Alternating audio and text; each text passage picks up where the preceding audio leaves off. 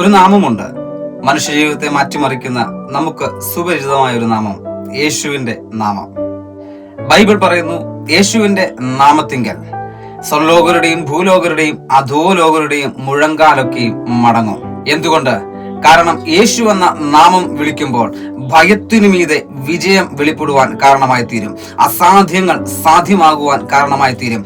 പാപത്തിന്റെ ബന്ധനങ്ങൾ തകർന്നു മാറുവാൻ ഇടയായി തീരും. ഹല്ലേലൂയ. ശാന്തിയില്ലാത്ത ഹൃദയത്തിന് ദിവ്യ ശാന്തി കൊടുക്കുന്ന നാമമാണ് യേശു എന്ന നാമം.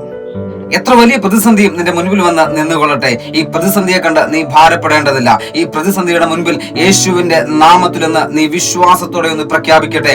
നീ ഒറ്റയ്ക്കല്ല, സ്വർഗലോകത്തിലെ സകല ശക്തിയും നിന്നെ പിന്തുണയ്ക്കുവാൻ കൂടെ ഇറങ്ങി വരും.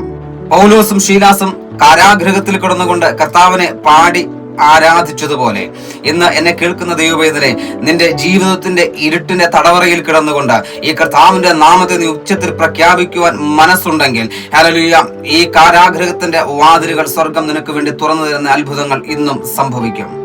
ഒരു കാര്യം ഓർക്കുക, യേശുവിന്റെ നാമം ഭയത്തെക്കാൾ ശക്തമാണ്, രോഗത്തെക്കാൾ ശക്തമാണ്.